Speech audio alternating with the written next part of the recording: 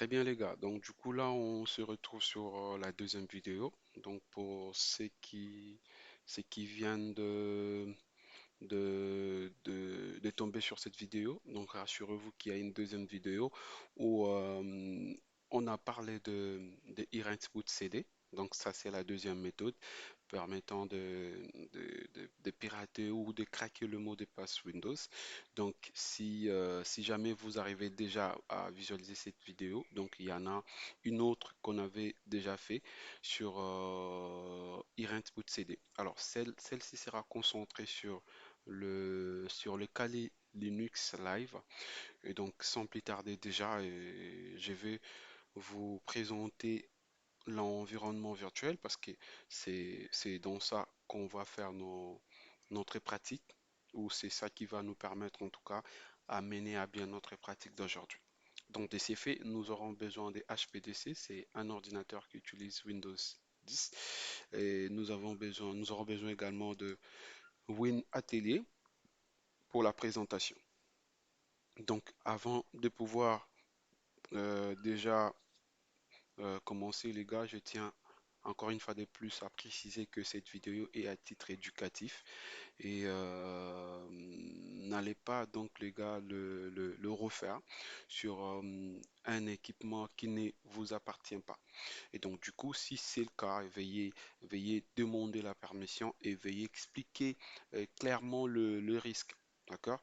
Alors, si c'est sur votre propre équipement, moi, je vous préconise de commencer d'abord par un environnement virtuel, car ça vous permettra d'avoir des atouts et de moyens nécessaires pour pouvoir contrer ou troubleshooter si jamais ou au cas où ça ne marchait pas sur un vrai équipement. Vous saurez déjà comment faire, vous saurez déjà comment vous défendre pour pouvoir bypasser ces problèmes. Donc c'est mieux de faire beaucoup d'erreurs sur l'environnement virtuel car là vous ne perdez rien. Et au contraire, ça vous permet d'apprendre encore un peu plus. Donc du coup, on va déjà euh, on va y aller. Donc, du coup, là, je me retrouve sur un ordinateur pour lequel j'ai oublié le mot de passe, ou encore je me retrouve devant un serveur Windows qui est down, d'accord, sur lequel je n'ai pas la main, je n'ai pas le mot de passe et tout. Et donc, du coup, ce que je veux faire, les gars, sera tout simplement d'éteindre l'ordinateur, d'accord, parce que je ne peux pas faire sauter du tout ce système d'exploitation pour ne pas perdre les données, ne pas perdre les installations, le programme, etc. Installé. Et donc, du coup, je vais pouvoir éteindre tranquillement mon ordinateur. Je vais aller sur Internet pour faire un petit peu de recherche. Donc, du coup, j'ai besoin de Kali Linux Live. Je vais me diriger sur le site kali.org. Très bien. Alors, libre à vous de faire de choisir la langue qui vous convient. Dans mon cas, j'aime plus que ce soit en anglais. Et donc, du coup, une fois atterri dans le site officiel des Kali, vous allez cliquer sur télécharger si c'est en français pour vous. Pour moi, c'est en anglais. Je vais devoir cliquer sur download. Je vais le retenir en anglais. Voilà. Alors, une fois atterri dans cette page, ce que vous allez faire, ce sera de télécharger l'image Kali avec l'option où vous verrez Live Boot. D'accord? Donc, du coup, si vous voyez Live Boot, c'est là où vous allez cliquer. Après, il va lancer les téléchargements. Donc, c'est très simple. En deux clics, vous avez votre image Kali Linux Live. Et donc, du coup, vu que j'en ai déjà téléchargé, je vais vous la montrer. Donc, Kali Linux Live est juste là. Très bien. Donc, je vous mettrai le lien de téléchargement dans la description pour que vous puissiez le faire à votre niveau tranquillement. Et donc, du coup, ce qu'on va faire après les téléchargements, on va préparer cette image dans une clé USB. Ensuite, on va la brancher sur l'ordinateur pour lequel on a oublié le mot de passe. On va se rendre dans le BIOS, modifier l'ordre de démarrage. Ensuite, démarrer notre ordinateur. Alors, en raison des captures vidéo et pratiques, nous, on va utiliser l'environnement virtuel, comme je l'avais dit. Et donc, je vais faire cette opération virtuellement, comme vous allez le constater. Donc, je vais pouvoir aller encore une fois de plus sur la machine WinAtelier. Ensuite, configuration, stockage. Je vais enlever les systèmes qui étaient en place ou l'image qui était en place, DVD9, pour remplacer par Kali Linux Live. Kali Linux Live est juste là. Très bien. Je vais cliquer sur choisir. OK. Ensuite, démarrer.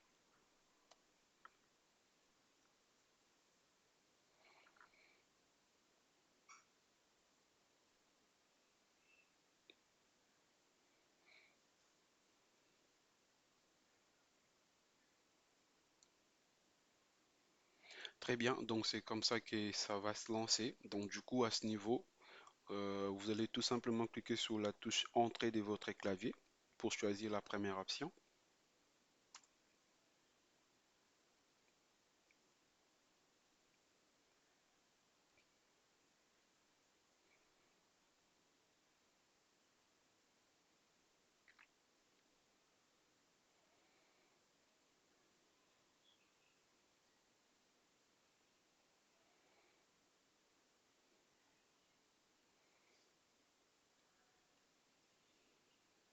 Très bien. Donc c'est comme ça que l'installation ou c'est comme ça que les systèmes Kali Linux Live va démarrer sur votre ordinateur. Donc pour gagner du temps, on va justement éteindre cet ordi parce que je l'ai déjà à côté.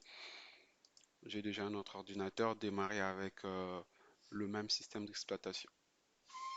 Je vais l'éteindre. Très bien. Donc du coup, je vais récupérer celle-là qui était déjà démarrée.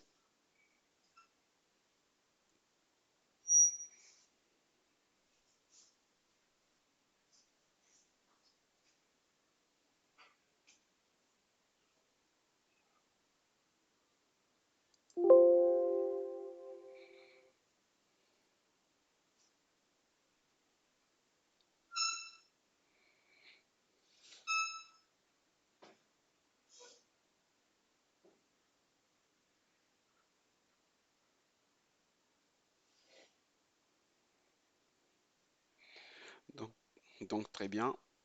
À ce niveau, les gars, il ne faut pas vous paniquer. Donc, vous n'avez rien fait sauter du tout sur votre ordinateur. Vous n'avez rien supprimé. Le système que vous voyez en avant-plan, c'est un système qui est démarré sur une clé USB. Et ce n'est pas un système qui est installé sur votre partition primaire ni sur la partition avancée ou bien l'autre partition dans laquelle autant pour moi vous mettez vos données. Et donc du coup, après avoir démarré comme ça votre ordinateur avec Kali Linux Live, donc en arrière-plan on va voir que c'est vraiment Windows qui tourne. Alors en gros, dès que c'est bon, on va tout simplement cliquer sur l'icône qui est en haut de l'écran. Dans votre cas, je pense que ce sera bien la partition ou l'espace de stockage que vous allez allouer à votre ordinateur. Dans mon cas, c'est les 53 Go. Donc, je vais cliquer sur ça. Je vais double-cliquer.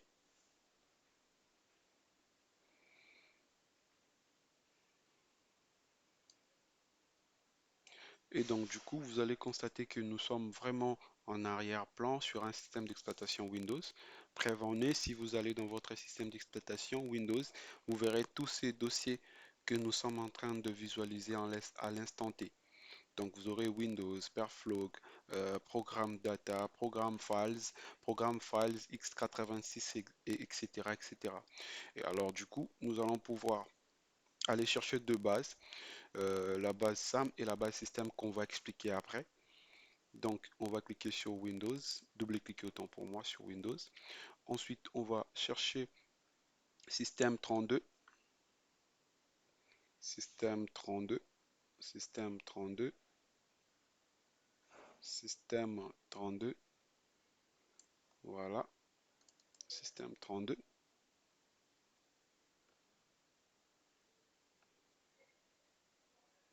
Ensuite, on va chercher config,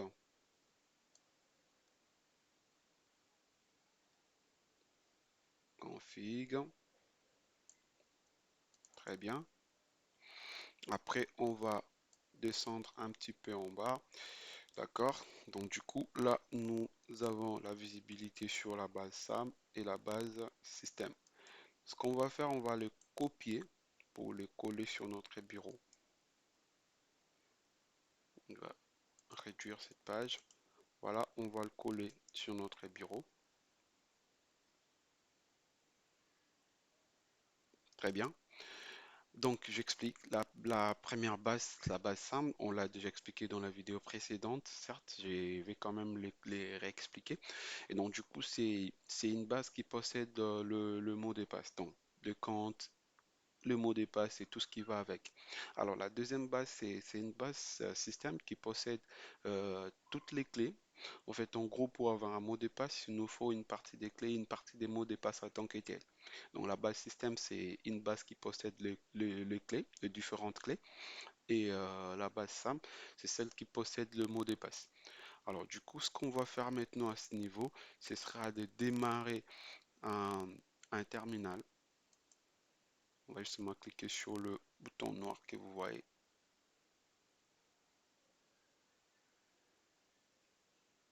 Donc du coup, je vais agrandir les écrits pour la meilleure visibilité. D'accord? Très bien. Alors à ce niveau, les gars, vous n'avez pas besoin d'avoir beaucoup de connaissances en Linux. Juste quelques commandes. Avec quelques commandes, vous allez y arriver. Alors du coup, on aura justement besoin de trois petites commandes vite fait. La première, ce sera ls, une commande permettant de lister les informations que vous avez dans un répertoire. Alors du coup, il me dit dans la racine, j'ai desktop, j'ai downloads, j'ai pictures, j'ai templates, j'ai documents, musique, public, vidéo, etc. Alors du coup, on va pouvoir accéder dans desktop, donc en français ce sera bureau, sûrement.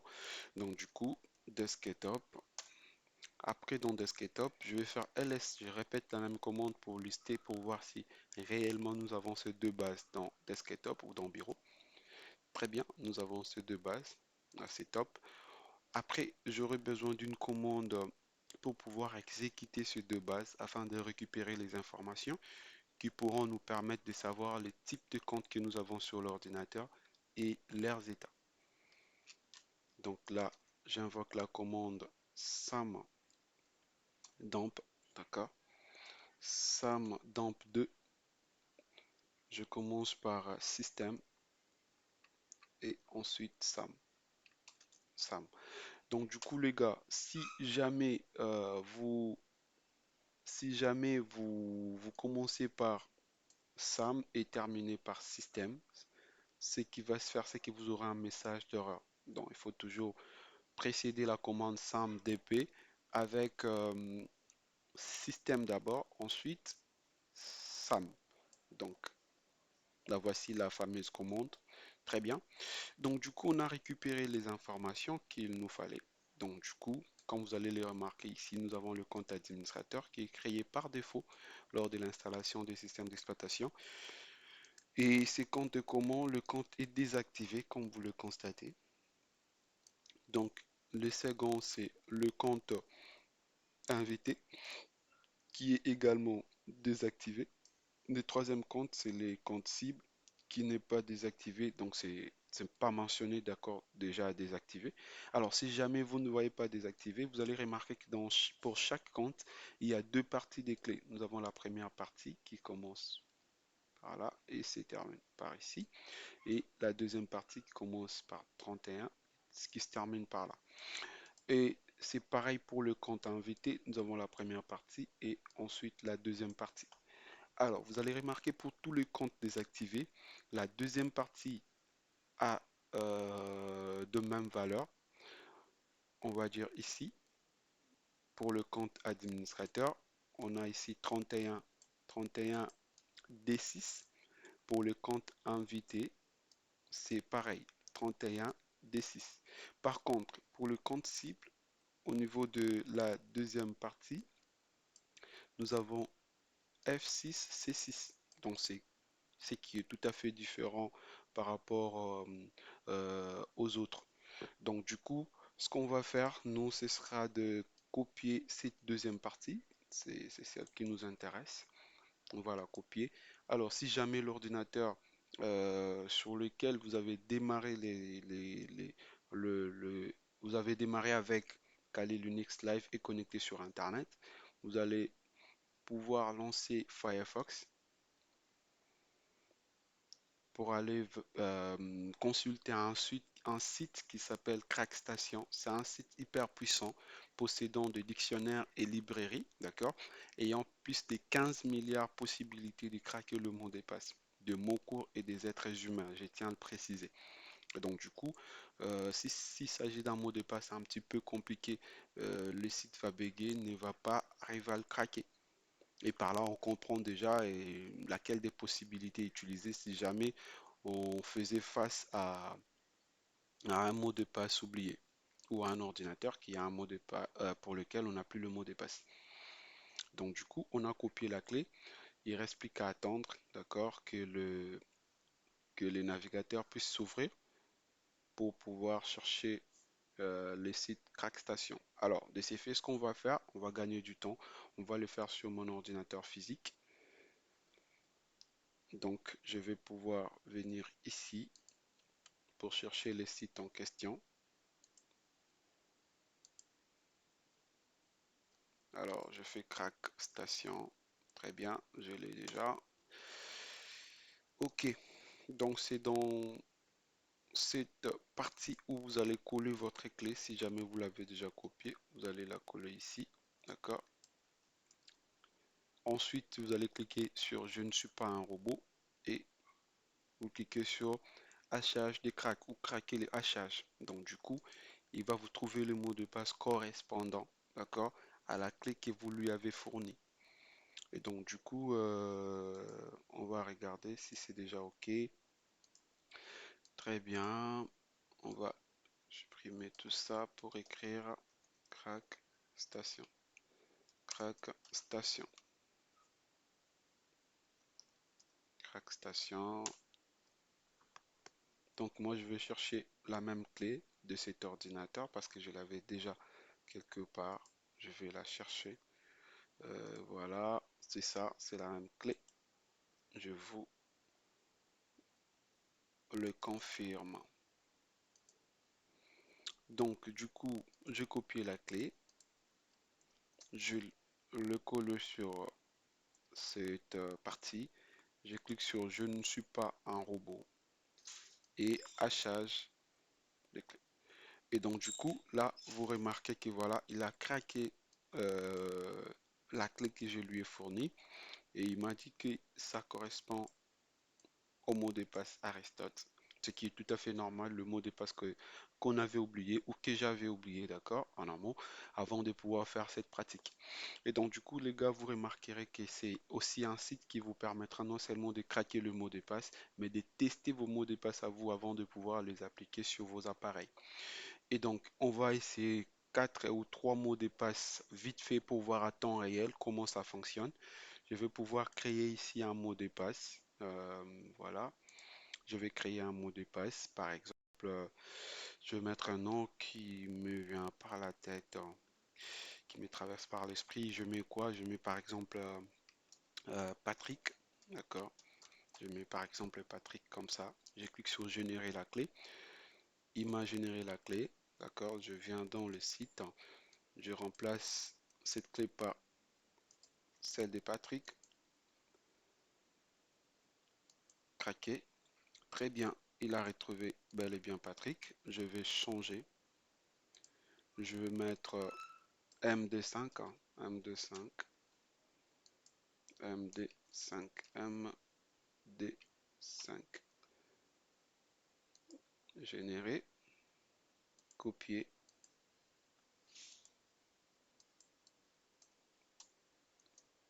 Très bien. Je ne suis pas un robot. OK. Top. Donc, on va mettre un mot de passe compliqué et vous allez voir comment il va bégayer. Je mets Anthony 2024. Anthony. Anthony comme ça. 2024. Générer.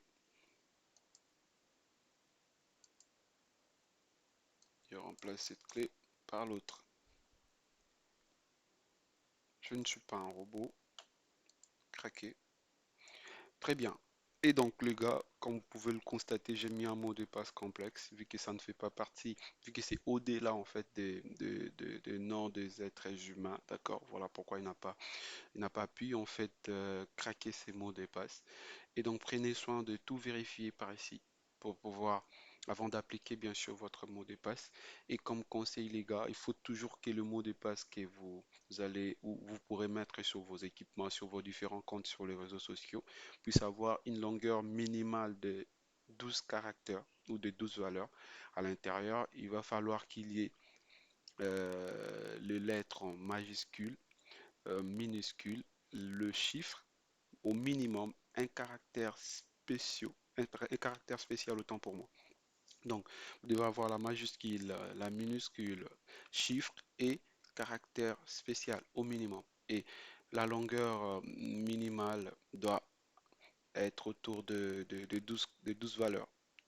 Et donc, du coup, également, euh, quand il s'agit également de mots de passe, cela ne peut pas être lié à votre identité. Par exemple, le nom de votre chien, votre nom, votre prénom, le nom de votre mère ou bien de votre père ou bien de votre sœur. Donc, du coup, il va falloir faire l'effort à ce que le mot de passe ne soit pas familiarisé autour de vous. Parce qu'aujourd'hui, il y a des dictionnaires qui essayent de deviner, il y a des attaques par force brute qui essaient également de deviner le mot de passe. Et donc, du coup, il va falloir vraiment faire attention par rapport à toutes ces informations, parce que si jamais vous vous faites poutrer, et c'est mort pour vous, vous allez perdre les informations sur votre équipement ou sur votre compte sur les réseaux sociaux. Et donc, je pense que les gars, cette vidéo vous aura plu et vous permettra de pouvoir trouver des solutions par rapport à tous les problèmes de mots de passe oubliés ou bien de craquage de mots de passe. Et j'espère pouvoir vous retrouver bientôt pour un, un autre atelier de formation où on va parler de comment pirater les numéros téléphoniques afin de lutter contre l'ingénierie sociale. Et donc, portez-vous bien, on se dit à très bientôt. Au revoir.